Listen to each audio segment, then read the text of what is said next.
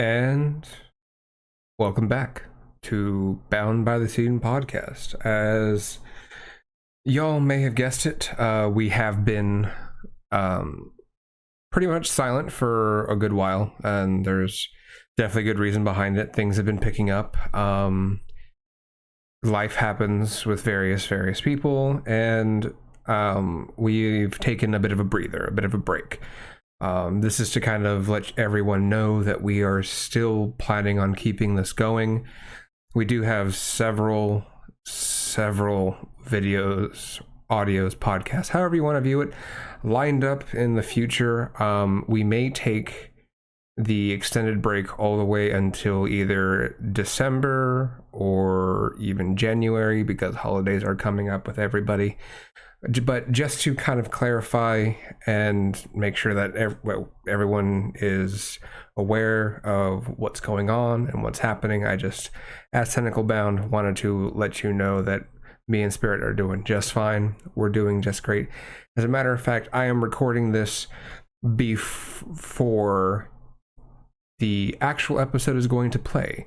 This episode was recorded a bit late, a bit earlier in the year, right after episode 18, as a matter of fact. And I just never got around to posting it because, well, as I said, life happens. And without further ado, I will leave you with the beginning of the episode.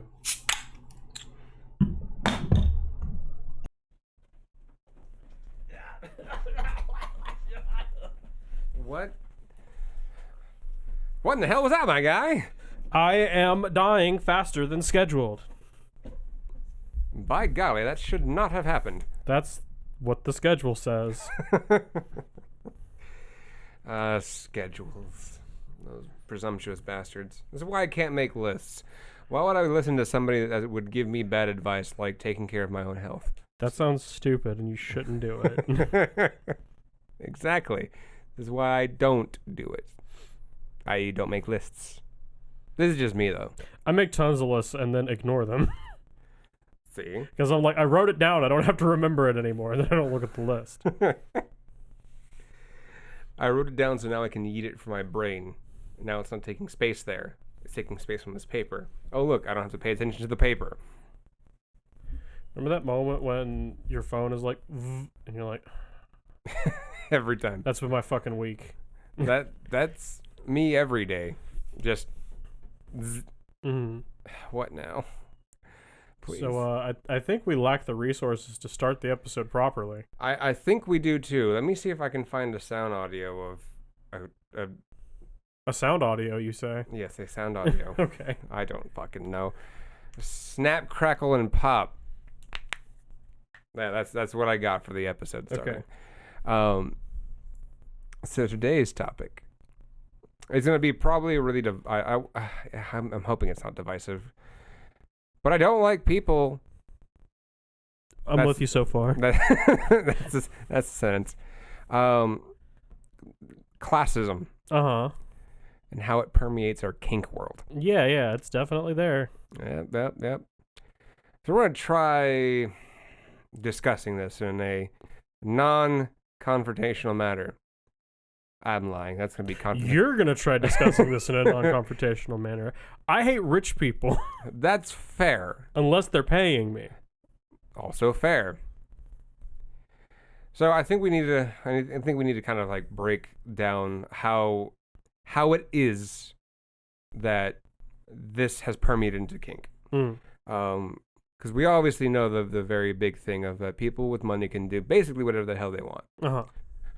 How that is transitioned into kink life and all that fun shit is the thing we're going to be trying to talk about and dissect and see how we can attempt to eventually, probably not in our lifetime, but eventually move away from that whole thing organically, or even by force, by iron and fire.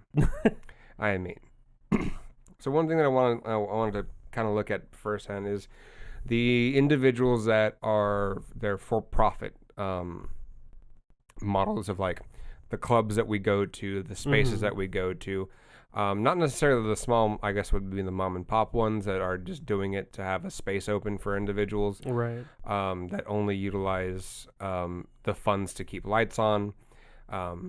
Because funny enough, in certain states and certain places, you can't have for-profit places. You have to have a 501c7 to open up a kink venue and make it the organization's nonprofit.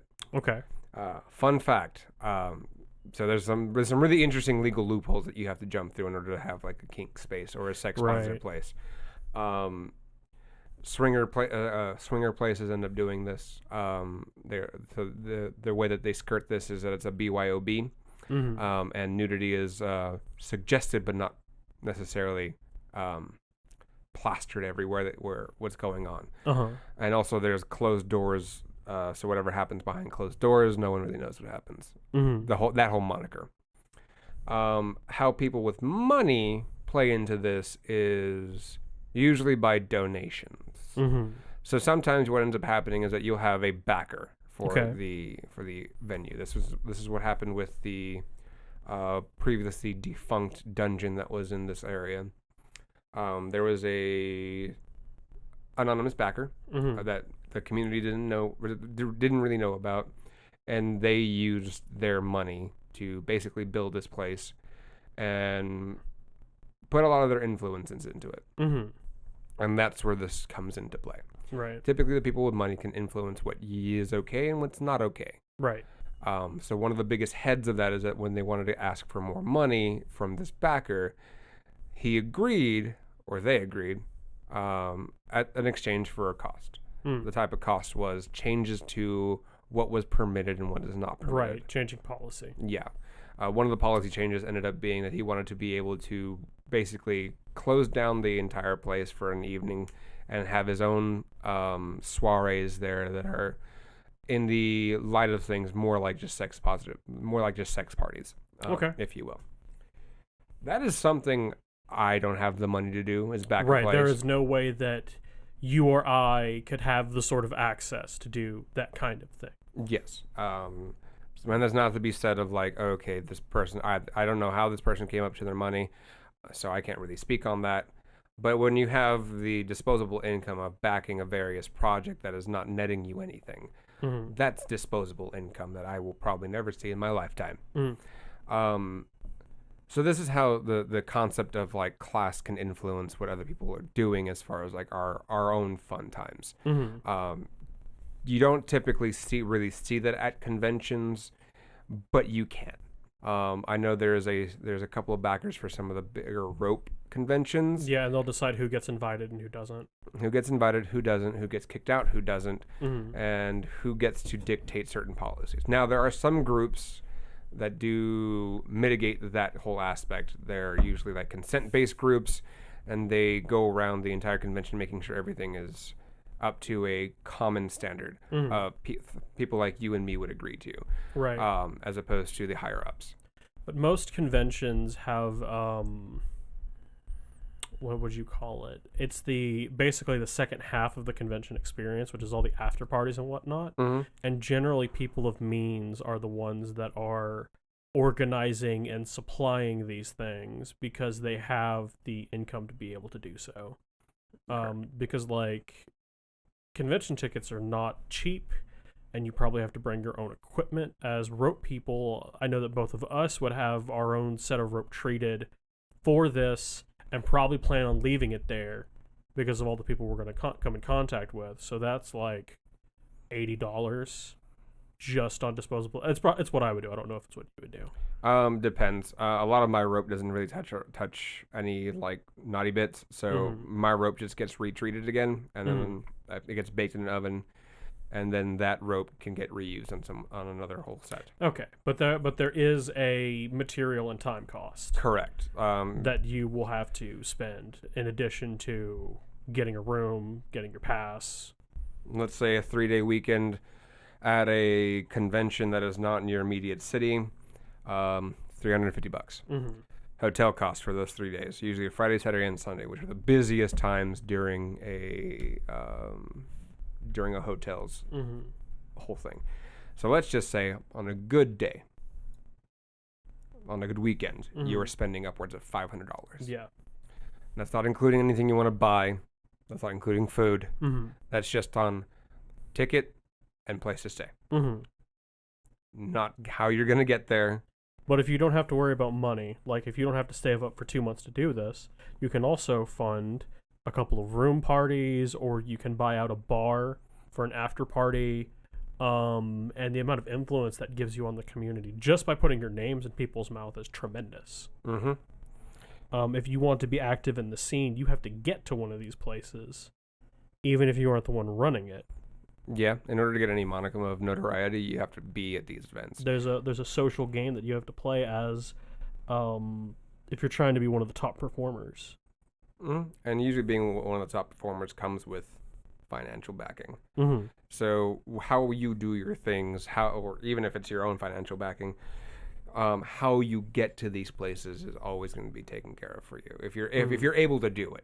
If you're not able to do it, and we spoke about this in the previous episode about like education and all that, if you don't have the funds for it, you just can't go.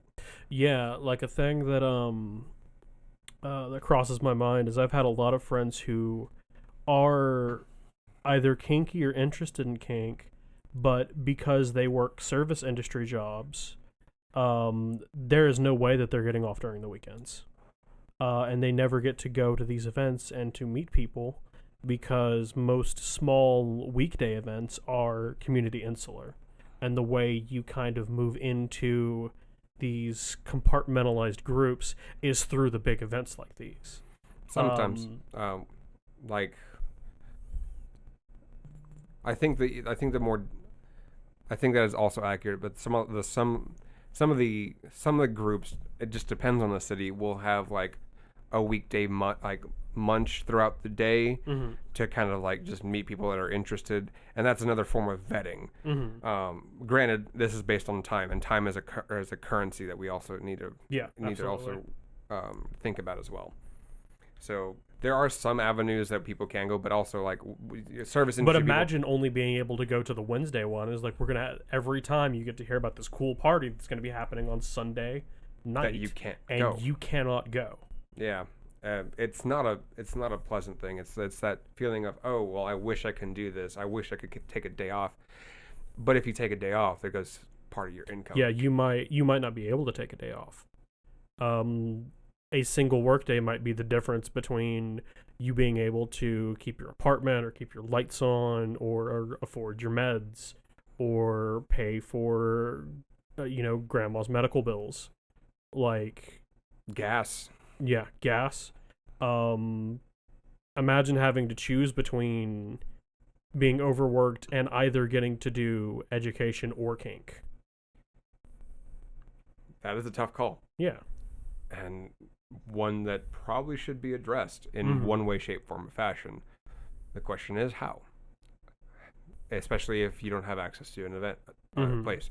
Some places will allow you to like get the space for just charge people $5, and it can be any day of the week.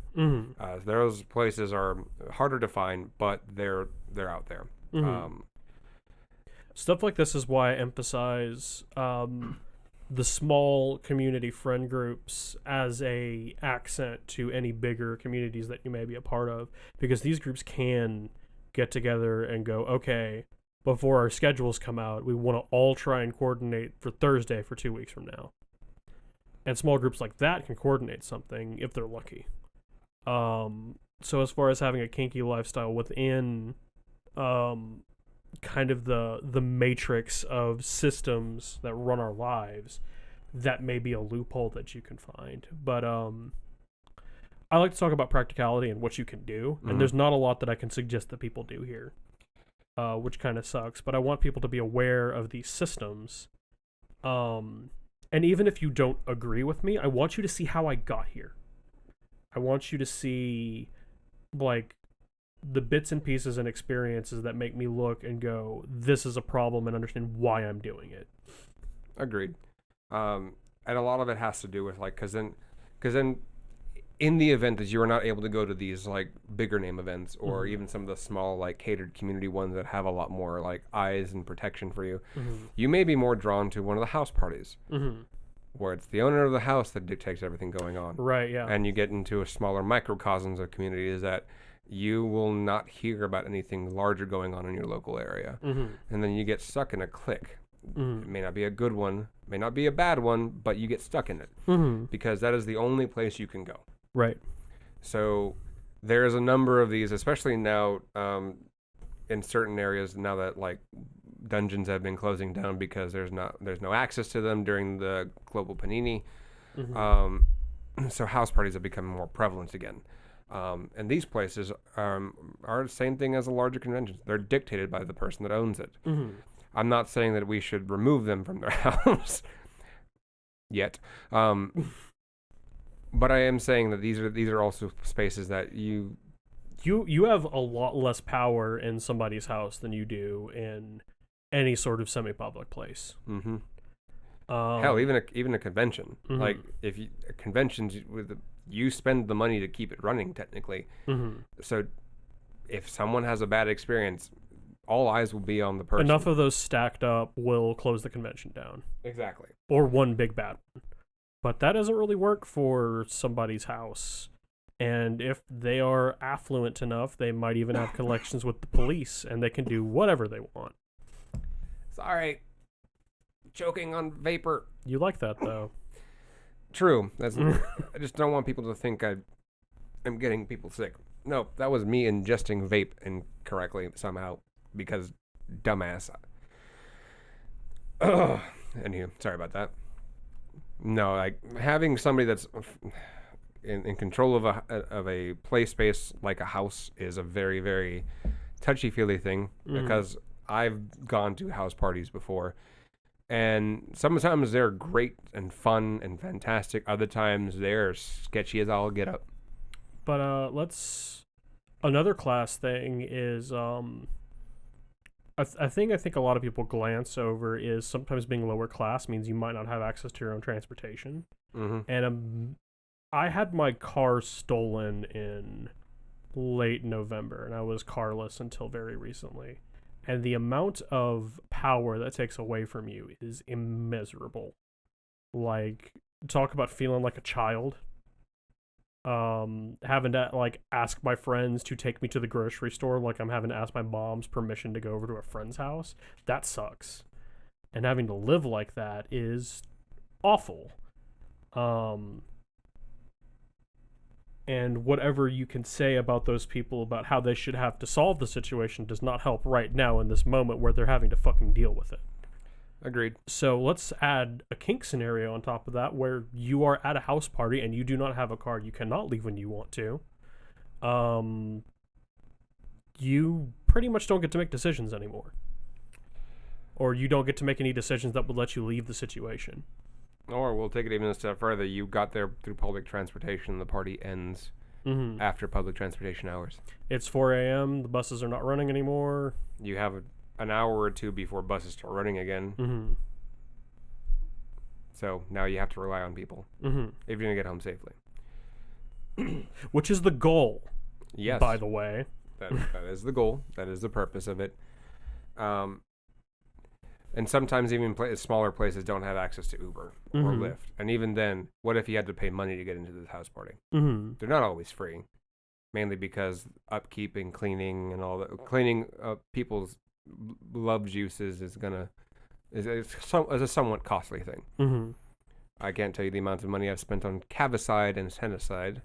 We're not sponsored, by the way. That's just what they're called. It's upwards of like $40 for a gallon. So like but it lasts you, thankfully.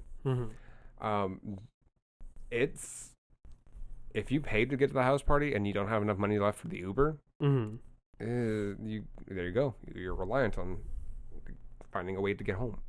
So like what I want to encourage people to do is like if you're in these situations, know what to look for, and if you are not, look for people that are adjacent to you. Like you may have a car, but you may have a friend that absolutely does not. Look out for them and make sure that they don't get exploited because they are suffering from classism happening to them. They're suffering from capitalism, Mm-hmm. which is a big problem. But we won't address that just yet. Mm-hmm. Well, let's stick to one big bad thing at the moment. Mm-hmm. There's a lot of things to take away from this disparaging thing where it's like you have people that are doing the things that you want and you can't get to it, Mm-hmm. or you're in a smaller town that doesn't have access to these things. But the nearest town is 3 hours away and they have access to it, so you got to sacrifice drive time as well as gas money Mm-hmm. just to get to these events. It's taxing on you. Mm-hmm. It will be, because you're going to look at everybody else having fun and it's going to beat you back down. Mm-hmm. But also, there are ways to kind of counteract this a little bit. And it's, again, a good friend group, a good network of people that can possibly pull money together. Because I know the first time I went to a convention, I did not have the means to go, and me and a couple other people pulled money together for everything. Yeah. And that was the only way we got to experience it. But that's another thing that classism can affect, right? Because if you're busy having to work 80 hours a week, when are you going to make and maintain friendships? That's true. That's even tougher. Especially now. Now that there's even this whole... Now that we have no way to be sociable with people, that's even tougher now. Making friends or maintaining friendships, especially now with people working their ass off to get out of their situation currently, this year has kind of put that into perspective. You don't have time. You won't be able to figure that out. That's why people take to Discord and Zoom now. Which is fine. I'm perfectly fine with that, and you make friendships and all that. I'm sure people are glad to have your permission. I'm sure someone was asking for it. I don't know who, though, but you're welcome. That one person that wanted it, I don't know. But it's tough. It really, really is. And there's hardly a note that I can leave this conversation on other than what to look out for if you start, like, getting involved into, like, something. Because once you get into the community and you start seeing certain things for yourself, and someone comes up to you like, hey, would you like to run this? Would you like to run that? That can also play a part into it, because you don't know whose hands you're working for. Yeah. Which is another interesting topic as far as this. Pay attention to the people who are only there because they have some form of, like, class power, let's call it. I can think of a couple people in a neighboring community that they are prominent because they can host the parties and they can afford all the booze, and they've had the time where they can just literally spend 4 or 5 years hanging out at bars every Saturday, getting to know people, and they've got the clout, but nobody actually wants to hang out with them because they're a dickhead. Like, yeah, what is that old saying? Empatia bod. Empatia bod. I put my dick in a bag of Doritos. That's the saying. That's the one I wanted to talk about. Because I got depression. Don't copyright me, YouTube, please. Please don't. And even if you do, don't. I think that a lot of that. What a compelling argument. I know. I have all of the time for those.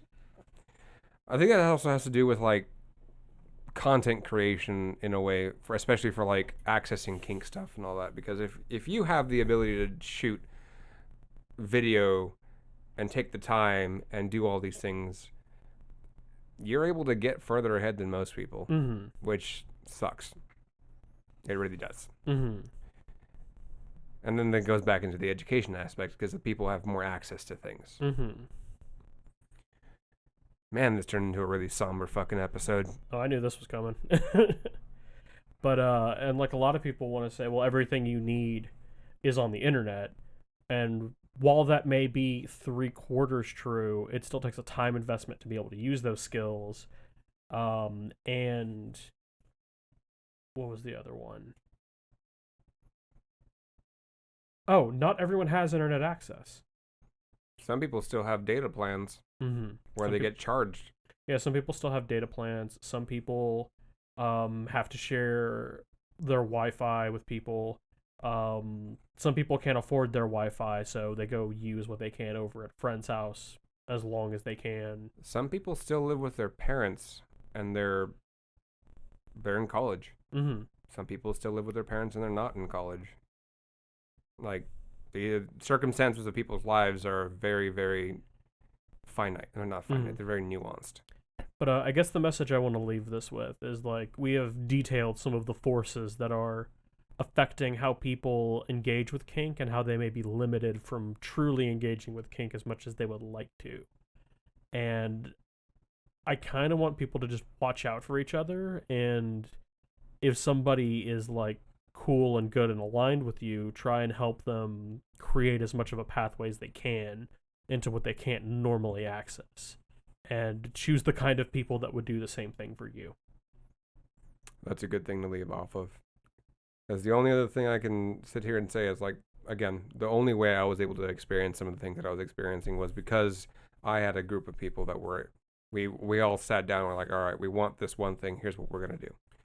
And if you have access to that, do what you can. One of the biggest pieces of kink literature is Marquis de Sade's book, and that took place in the presence of a incredibly rich noble who was doing whatever they wanted in a place completely consumed with their own power.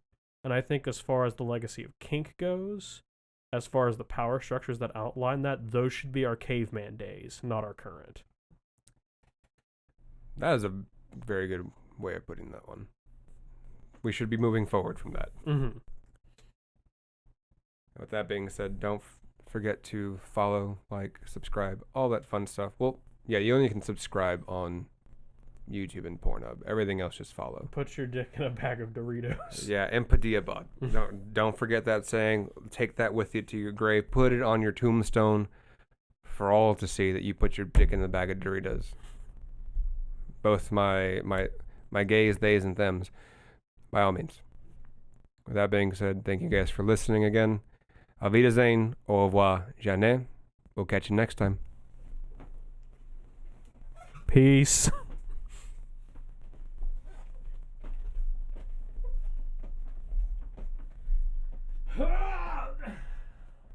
Oh, God. That one wasn't very long. No, it wasn't.